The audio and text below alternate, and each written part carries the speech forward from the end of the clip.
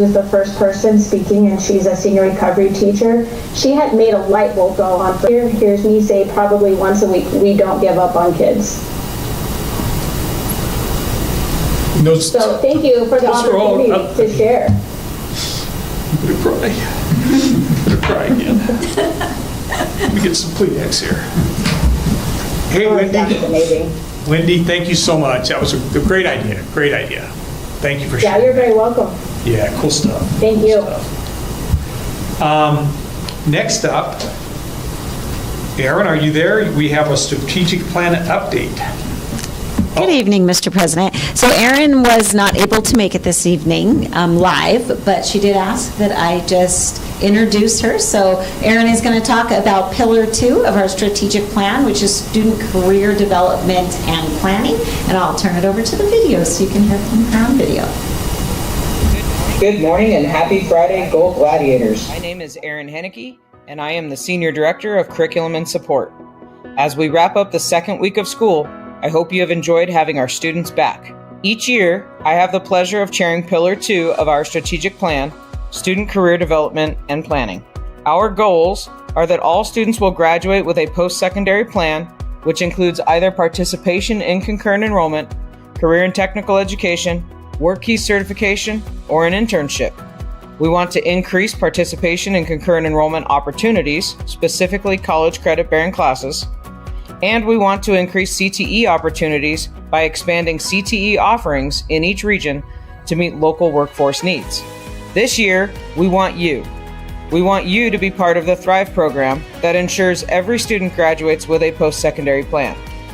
We want you to help expand concurrent enrollment and career and technical education opportunities, and we want you to collaborate on tools like the Power Insight Dashboard and Thrive Survey to support student scheduling and graduation planning. If you are interested in working to expand our Thrive programming and focusing on developing strong systems to support student scheduling and graduation planning, please reach out to me via Teams or email, and I will add you to the team. I hope you all have a great school year.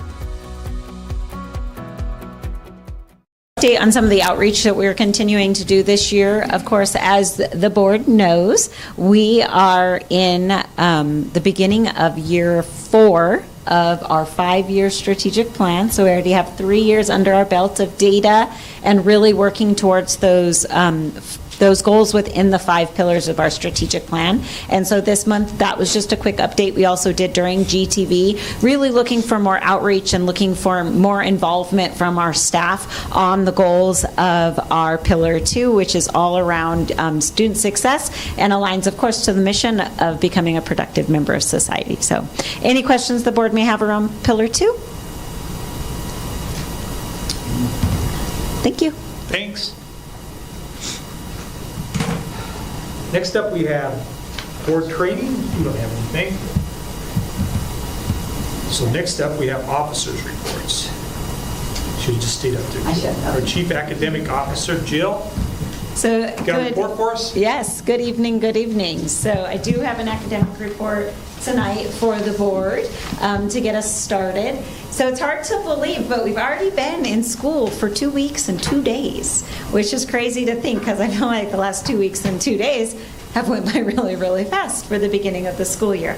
So, of course, when I do the report is the Friday before. So as of Friday, we were at 6,354 students. But as of this morning, we were just a little over 6,400 students enrolled. So we are definitely itching up to our goal of 6,924. We currently are sitting at a return rate of an 82%. So that means of all of the students that were eligible last year that ended the school year with us in May and were eligible to return, meaning they did not age out, 82% of them so far have returned for the 25-26 school year. And of course, another important rate that we cover this time of the school year is our AEC rate. And we are currently tracking at 94.4% for our alternative education campus rate. And of course, we know per state legislation, we have to be at 90% or higher to continue to apply to the state to be recognized as an AEC. Any information on enrollment or AEC data? Or questions, I mean. Sorry. All right.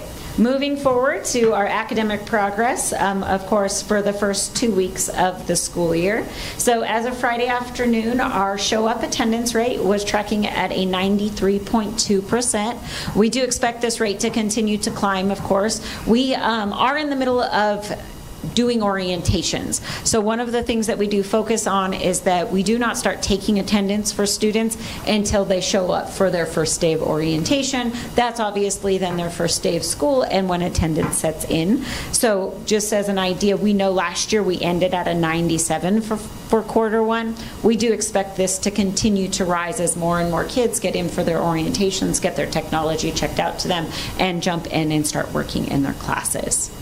Our connect rate for the first 2 weeks of school is sitting at a 78%, which is a great connect rate. A lot of students, of course, are working and working pretty regular, getting into classes, and hopefully, that is definitely because of the hard work of all of our amazing teachers and coaches across the state, really working with students to set those expectations.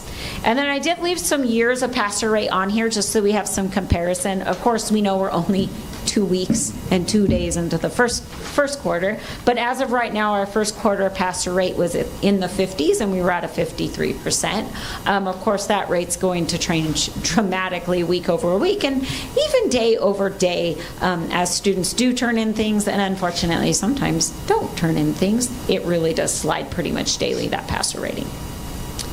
And then moving into our Thrive outcomes, of course, starting to collect data, which directly aligns to Strategic Plan Pillar 2, which Erin chairs, is around what are our students doing with concurrent enrollment, internships, workforce, and work-based learning. So as of right now, we have 425 students that are in the concurrent enrollment program. We currently have 2 student interns that have been filled and several other student intern spots that we will continue to look for interns to fill those. And we currently have 140 students that have enrolled in our work-based learning program. And then it is just too early to do any work keys testing yet. Only at 2 weeks. So that is our academic report for today. Any questions, Mr. President, or other members of the board? Nope, not hearing any. How does that return rate compare to previous years? I should have put that. So last year we actually ended at an 85. So we're about 3% lower, but we still have about 37 days until count day. So hopefully we will see that get back up there. Thank you. Thank you, Jill. Next up, we have, back by popular demand, our Chief Financial Officer. Brianna, what do you got for us today? Good evening, Mr. President and members of the board. I have more numbers for you following Jill's academic numbers. So in your packets, I have a narrative sheet that's a little different from prior months, and I'm pretty much planning on following that narrative sheet to hit the highlights as we talk about our July financials. Excuse me. So beginning on the balance sheet, our cash is sitting at $9.8 million, which is a lot higher than we previously have had that. But we do have a lot of expenses in the beginning of the school year, and so that's just to cover all of our costs for insurance, curriculum, licensing, and all the tech fees that we have at the beginning of the school year. We will evaluate that here in the next couple weeks and move some money back to earn some different interest rates. Moving down, prepaid expenses. This is going to look a little different for the next couple of years. So we engaged with Cisco and negotiated a 5-year license. We paid in full for that license at about $1.8 million. So what we are doing to account for that is 4 of the 5 years of that license are going to sit in our prepaid account. And each year we will expense 1/5 of that amount. And that you will see in the statement of income. So right now our prepaid balance is significantly higher than we've ever seen it, and the balance of that 5-year license is $1.4 million.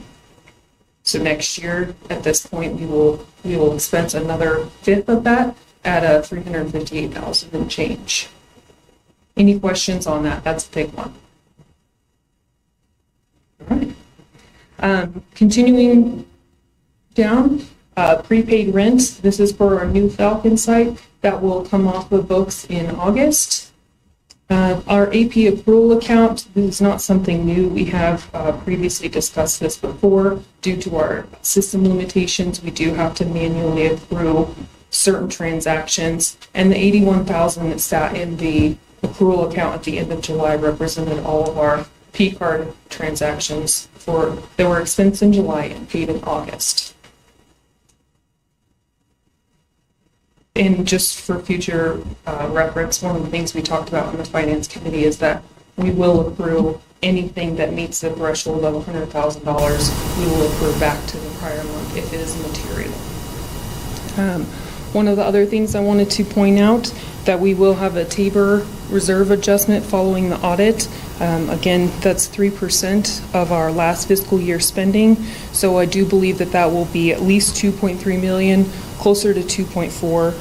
Again, that will be after the audit, we will adjust the figure. So our You're adding 2.4 or it's going to 2.4? It will go to 2.4. Thank you for that clarification. Our current year net change starting this year out is a negative $99,000 where our expenses exceeded our revenues.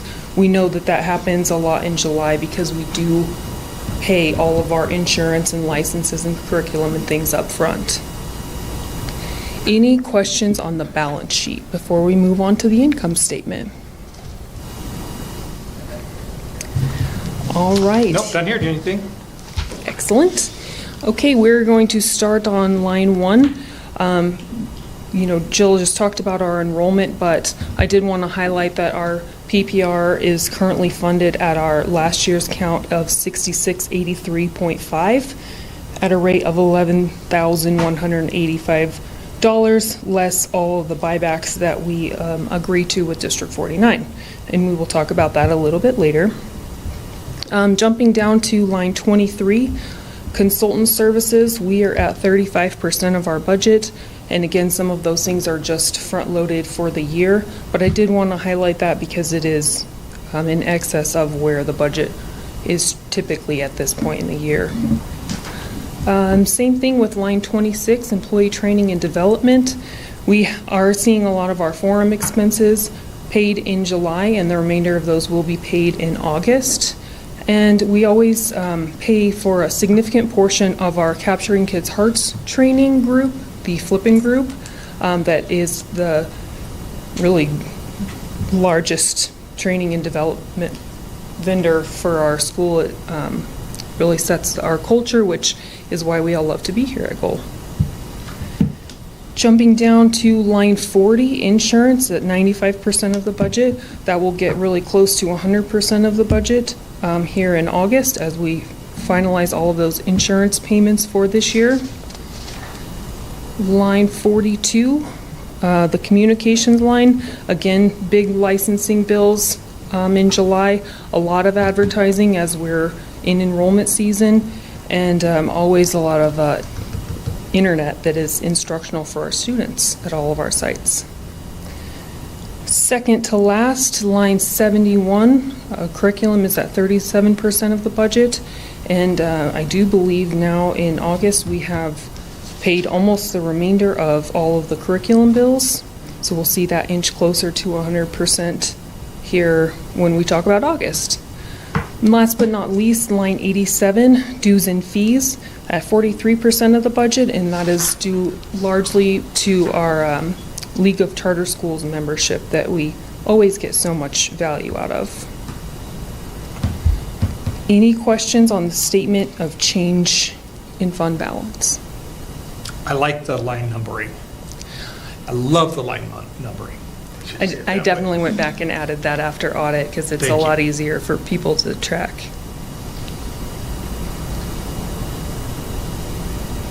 Okay, hearing none. So we do have a couple updates for 24-25 audit. As we talked about last meeting, we did end with a decrease in fund balance.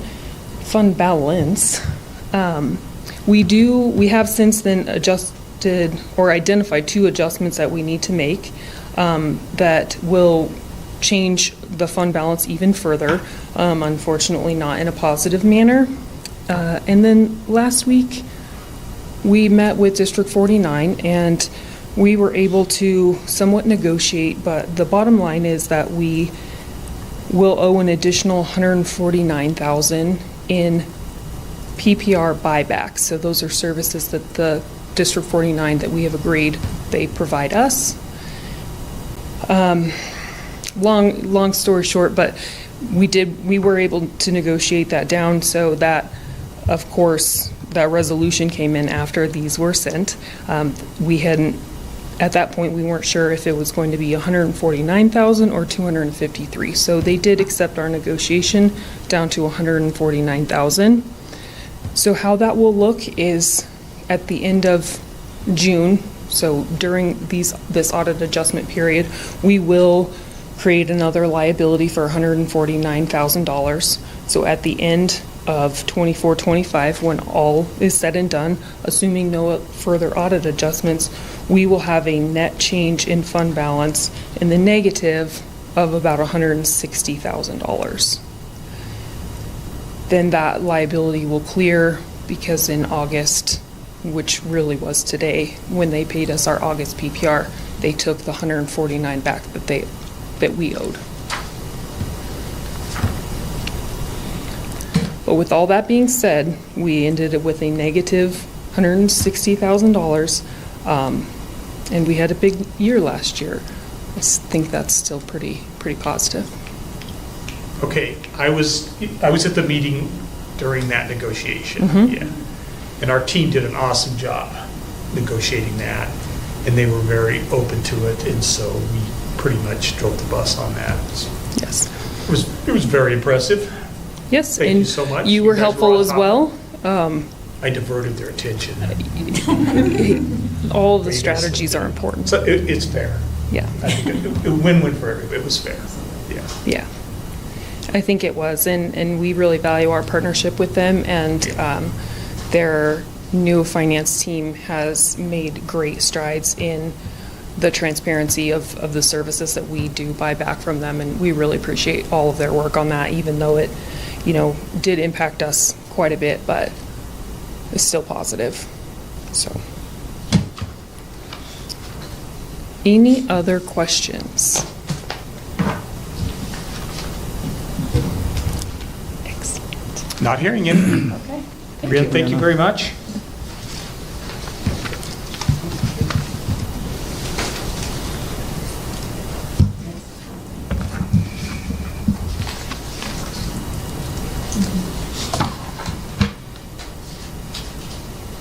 Next up, we have our Chief Executive Officer, Dr. Jones. What do you got for us? Good evening, Mr. Board President and members of the board. The first topic on here is about the new administration building update, and I've asked our Chief Information Officer, Mr. Jamie Trujillo, if he would provide that update, because I also want to thank him for taking the leadership role of being the point person in all the work that we've done to get to this point, and he's done a really great job and kept the interest of goal at heart in all the negotiations and work that has been taking place. So anyway, Jamie, would you like to share with us? Sure. Thank you, Dr. Jones. Good evening, members of the board, Mr. President. So again, it's a team effort. Thank you, Dr. Jones, for the kind words, but it really is a group think and a group effort that we're all working on this one together. We're making our decisions together as a C team. We've been picking everything from colors to furniture to all kinds of finishes for the building, and it's been a really fun, rewarding work to do that. So admin buildings are very much underway. The ball is really rolling down the hill now, so we're going much faster than we were originally. I'll start with two bits of good news. The first one was that the bids that came in on Building 1 were significantly lower than what we were expecting them to be. So kind of doing some math together as a team, we were really expecting that number to be around the 2.7 mark for the rehab on Building 1, and it came in around 2.3. So we were very happy with that. Acorn Construction was selected as the general contractor through a competitive and open bid process to do the remodeling work for Building 1. So we were very happy about that. Second thing we did, We just had a little ceremony, which thank you, Luis, for attending that as well with us. We had a little groundbreaking. I guess if you want to call it a groundbreaking, it was more of a wall-breaking ceremony at Building 1. And a wallpaper peeling ceremony at Building 1. More like a demolition. Yeah, more like a demolition party. Yes, at Building 1. So that was exciting to do that. All of our staff were there from both here at the Victoria location as well as the Tech Center. And that was pretty exciting as well. So we do remain on track for a November occupancy in Building 1. Very much hoping that stays on track. We've got a good timeline from our general contractor. Building 2 just went out to bid last week to the pre-approved list of contractors we had before. 4 of those contractors showed up at the walkthrough yesterday morning, and bids are due on Building 2 on September 9th now. So we are very hopeful that we will see the same traction on Building 2 as we did on Building 1. So with that, at this point, we as a C team have kind of turned our attention now toward more of the fixtures and furnishings within the building to make sure that color schemes match our current branding look that we have with the school, that furniture and such does match the needs that we have within the building. So our AV team is doing an excellent job working on an AV side for the convention training space in Building 1, so there's a full new design on that as well. And that is the update for the most part now. Did I miss anything? I don't think we missed anything. Very good. We do have a video that Mark and Mike queued up for us on Monday's activities. So guys, if you've got that one queued up, please feel free to hit the play button.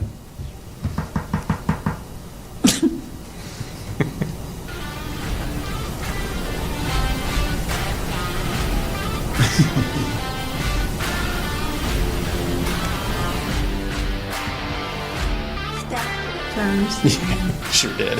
Jeez. Yeah.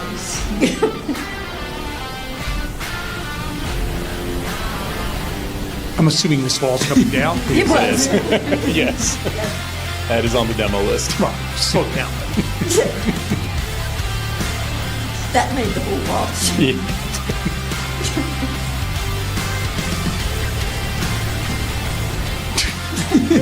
That's too funny in her dress, right?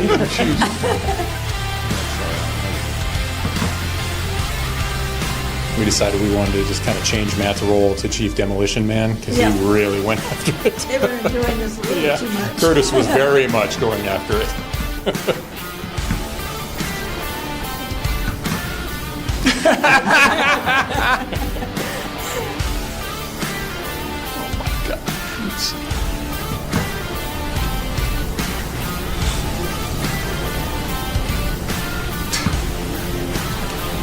Better put some sound next time. Some music. Yeah. I don't think it's Some coming. Metallica. They gotta have some did Metallica. set some music to it. I don't think Yeah. it comes through on this feed, but yeah, we'll make sure all of you Sandman. get a link to it. Here's the wallpaper. Yeah. My part. Yep. That was so much fun. So thank you, Mark and Mike, for putting that together. The other thing in the bids is we got some good news as we were peeling wallpaper. Is there are some lines in the bid that allow for some extra contingency in the event that there's an issue with the wall backing behind the wallpaper or any of the floor leveling that has to be done as the new flooring goes in. So when we were peeling off the wallpaper, came off perfectly, no issue. They just Big giant. came right off in huge sheets, no issues with the wall behind it. So that was a really nice surprise as we were kind of pulling some of that down. So just super happy to see the buildings going the way they're going at this point, and we'll have a new home soon. Yeah. Very excited about it. So any questions that you all have, happy to answer them. Otherwise, that's all we have for you here. Yeah, and the 2.3, we might add, has a 10% contingency included in that number, so it's really more like 2.1. Correct. But, as any project goes, probably the contingency will get used up, Right. You never with know what change they'll- orders. But at least they built that in so that we know what to expect with the total amount. That's right. So, That's right. Thank you. I missed that part. Thank you, Dr. Jones. So anyway, thank you all. thank you, Jamie. And the next thing I had on here was enrollment, and I know Jill shared the totals with you. I just shared my favorite chart, and it's become an eye chart, so I'm sorry about that. And I'm not sure we got it sent to Drace, and did you? Thank you for doing that. I apologize, Drace and Lisa, for the late shipment of this chart to you, but it'll be fun to look at. And what I do I've been keeping this since my first year here, but comparing what we set as a goal to how we're doing in each of the individual sites. And I've been sharing this with the C team and with like Courtney in operations, and it's important in tech to know if they've got to shift numbers of computers and things like that. But everything highlighted in yellow for this year, you could see has already hit their goal for this year in the far right columns. And you can also compare it to last year at this time, year or week to week, to kind of see that we're spot on. We're quite a bit actually higher in enrollment, but we're still probably about the same percentage because we did set our goal a little higher for this year. Last year, I think it was 67 or something like that, and for the goal, and this year it's 6,924. Our budgeted number is 6,700. So the good news is we're getting really close to our budgets, which will put us in great shape.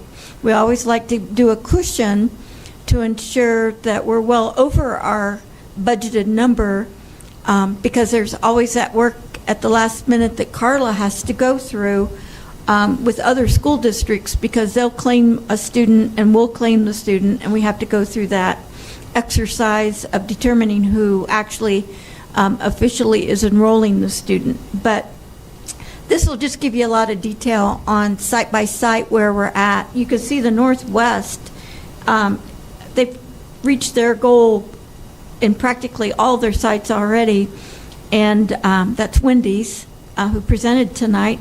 And that also helps us to trigger if we need to add more staff if they're getting significantly over their goal, because like Jill said, we still have 30-some days yet to go before count day. And so we've got the potential of surpassing our total goal, and some of our sites needing additional staff.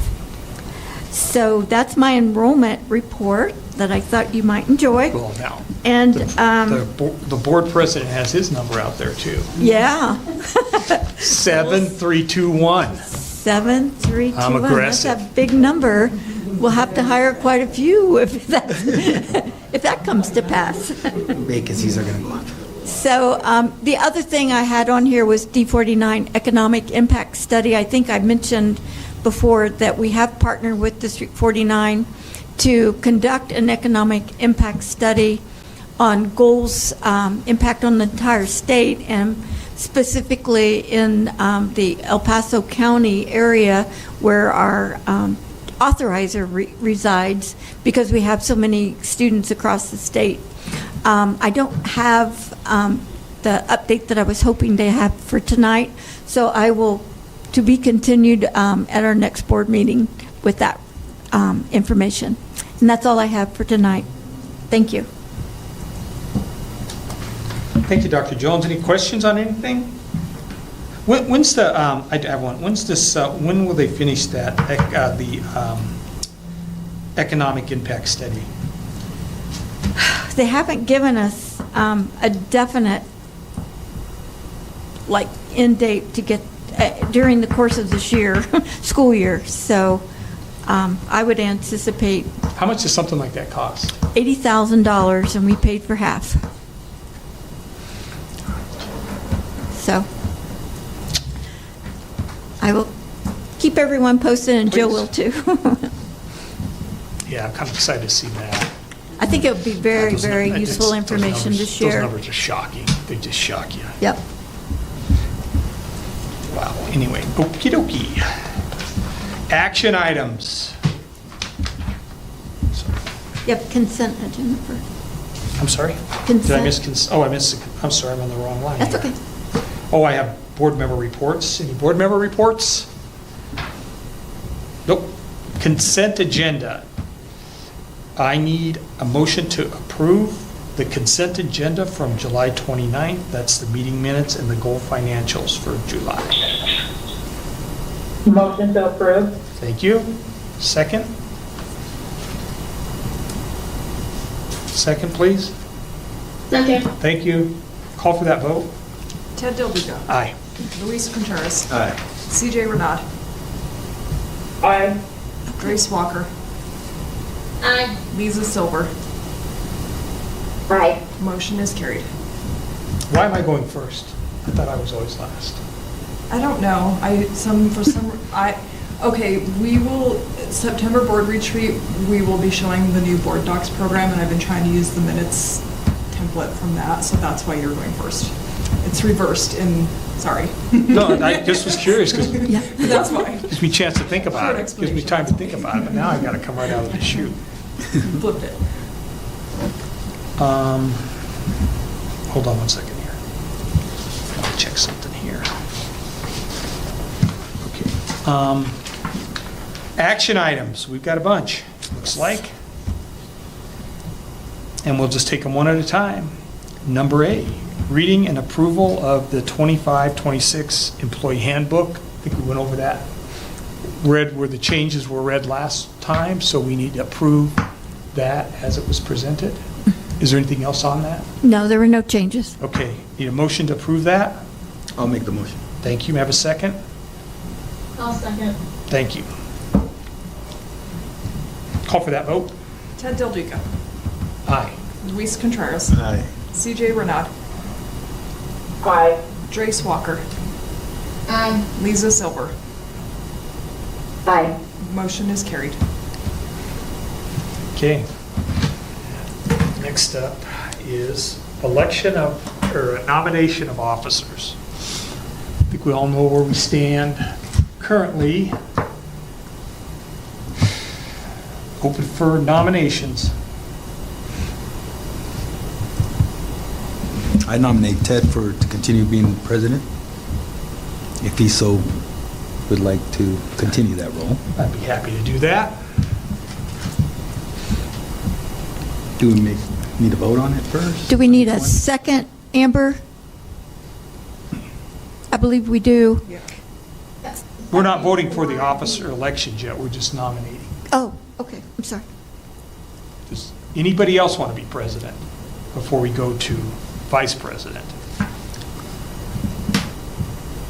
Okay, vice president. No need for seconds for nominations, just for the vote for them. Okay, all right, thank you. Vice president is Mark, Currently Mark. and he's not here, and I would like to nominate him for vice president. That's the right way to put it. Huh? That's the right way to put it. Is it, or did I screw up? Did I screw up again? That's fine. You guys show up to these things, or you're getting... No, he did. Get an I think he does- I extended think he does a term or great job. something, you know? Treasurer's next, and I nominate Luis, if he'll help, if he'll be there with me. Yes, sir. Thank you. Next is secretary. I'll leave that one to you guys to decide or think about. That's CJ now, correct? Correct.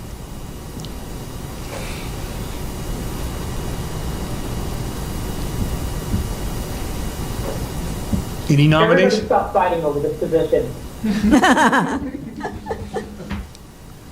Just stop it right now. I'm gonna hold on to it. I nominate CJ. There we go. Any other nominations? Let's vote. First up is Ted Del Duca for president. Call for that vote. We need a motion and a second for the Oh, I'm sorry. election. Yeah. I need a motion, Motion. second. Second. Call for that vote now. Sorry. Ted Del Duca. Aye. Luis Contreras. Aye. CJ Renaud. Aye. Drace Walker. Lisa Silver. Aye. Motion is carried. Need a motion for Mark for vice president. I'll make the motion. Motion. Second. Second. Call for that vote. Ted Del Duca. Aye. Luis Contreras. Aye. CJ Renaud. Aye. Drace Walker. Aye. Lisa Silver. Aye. Motion is carried. Need a motion for Luis as secretary, as treasurer. I'll motion. Second, please. Second. Call for that vote. Ted Del Duca. Aye. Luis Contreras. Aye. CJ Renaud. Aye. Drace Walker. Aye. Lisa Silver. Aye. Motion is carried. Need a motion for CJ as secretary. I'll make the motion. Second, please. Second. Call for that vote. Ted Del Duca. Aye. Luis Contreras. Aye. CJ Renaud. Aye. Drace Walker. Aye. Lisa Silver. Aye. Motion is carried. Great.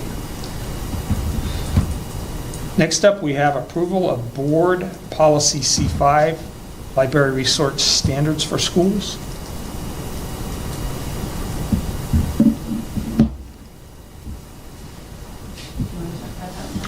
Do we need to talk about that, or have we seen this before? The library. Yeah. So I could talk a little bit about it, Ted. It is the first time we are presenting it to the board, and it is around a Senate Bill 25063, I believe, if I'm reading that correctly, that was passed, that needs to go into effect, that all schools have a policy around resources that are provided in the library or could be removed from a school library. And our policy just simply states that we acknowledge that the Senate bill exists, but Gold does not have a library. And so we needed to make sure we had the policy so that we do acknowledge that we know that the bill is out there, but we do not have a library that we actually utilize in any capacity that we put books in or out of, either digitally or physically. So that is why the policy just states that at this time, Gold does not have or use a library in the school itself. Of course, our students can access public libraries, but this does not pertain to those. Makes sense. So we need a motion to approve. I'll make the motion that? to approve. We have a second? Second. Thank you. I'll call for that vote. Ted Del Duca. Aye. Luis Contreras. Aye. CJ Renaud. Aye. Drace Walker. Aye. And Lisa Silver. Aye. Motion is carried. Information for federal immigration authorities. Go ahead. Have we seen this before? So you have not seen this, but this is very similar to the library. We did consult with our attorney, and Krista McCarthy did help us on this policy to ensure that we were in line with Senate Bill 25276 and Colorado Revised Statute 24-74.1-102, which is a requirement that does say that schools will have a policy that will make it so that we will not disclose information to federal immigration authorities. Unless they have a judicial order. Yes. So and there that- is an avenue if they do Yes. have an official order. And we did, of course, put this policy in place. We already actually do have practices already in place that we did implement in January, but they weren't written into a formal policy, but practices to support staff if anyone were to show up at any of our sites requesting information without the proper documentation. Of course, then that would be a no. We will not release it. Immigration authorities who would that entail, be? So or- federal immigration authorities would be Customs Enforcement, U.S. Customs and Border Protection, or any other federal agency enforcing immigration law. Okay. Thank you. I think I remember talking about this before. So we needed a motion to approve that. Motion. Have a second? Second. Call for that vote. Ted Del Duca. Aye. Luis Contreras. Aye. CJ Renaud. Aye. Drace Walker. Aye. Lisa Silver. Aye. Motion is carried. Thank you. Number 12, an informational update on something called the assurance of compliance documents. Yes, well, I believe Who's got that? Carla Ash. Carla. Yes, our Senior Director of Compliance and Accountability. What do you got, Carla? Well, so we just wanted to bring this before the board. Each year we have to assure D49 that we are doing quite a few things to make sure that we are in compliance with the laws. They've changed it in the last couple of years. We used to have to submit documents for almost every one of those things, and now they kind of streamlined it for us. So it's one document that says we check off that we're doing all of those things. And so, Jerry, I don't know who's running it. Jerry, if you're running it, if you can scroll down. Just wanted the board to be aware that everything that we do, usually, we have to report to D49 that we are in compliance. And so, go ahead and scroll on down, Gary. I'm truly not going to go through this line by line, but there are just some state laws, federal laws that we have to be in compliance with. There's a reason why we post our meeting minutes, and we're assuring that we're doing that right. Go ahead and scroll on down. We just saw, usually Ted will sign it for, Ted has signed this for the last couple of years, and Ted, we would hope you would sign it for us again. But we thought it would be informational to just show the whole board that these are all the things that on an annual basis that we certify to D49 that we are in fact following the law and doing the things that we are required. Like I see kitchen hood, grease trap, some of those things don't apply to us. We've had negotiations like, we don't run a kitchen, so we don't have to do that. But things that do apply, we are assuring D49 that we are in compliance. And as you can see, it's pretty lengthy. Like I said, we used to have to upload documents pretty much for every one of those things. Now we just sign sign the assurance that we're doing it. Are there any questions? So you will fill this out for me. I'll sign it. We'll type it out so it's What? This is what I sign here? Carla might be better be able to answer that, Carla, where he's... Oh, could Yep, yeah, so all he needs to do can you right fill at out the the form bottom. and just sign the bottom? Yep, we don't need, those are for new schools only. We don't need to certify anything with radon and drinking water. So we just need your name, our school's name, and your signature and date. And then Dr. Jones, as the CEO, will also sign it. And I see that they did not update the date. So maybe we'll cross this out and say that we'll update the dates for D49 and put in 25-26 for them.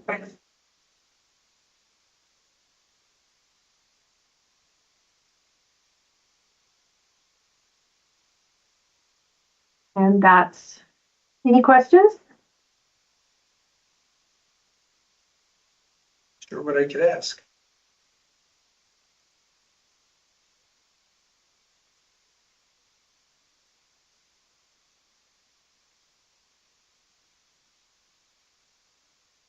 All right, thank you. You're welcome.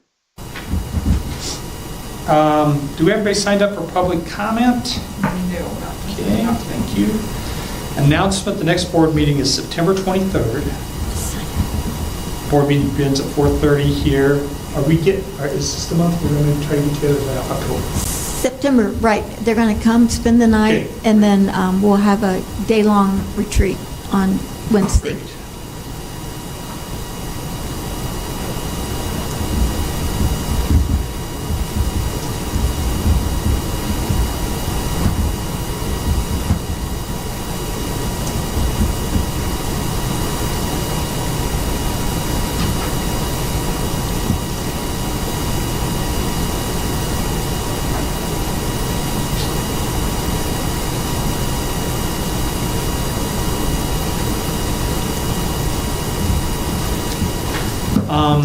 Next up, we have an executive session, and we've got the 24-642 4B conference with legal counsel, public entities specifically to receive legal advice, an update on potential impending employment litigation matters. Who needs to be there? Amber DeCarly, our attorney, and Jill Toussaint, Okay, and myself. I need a motion to go into executive session. I'll make the motion. We have a second? Second. Call for that vote, please. Ted Del Duca. Aye. Luis Contreras. Aye. CJ Renat. Aye. Trace Walker. Aye. Lisa Silver. Aye. Motion is carried.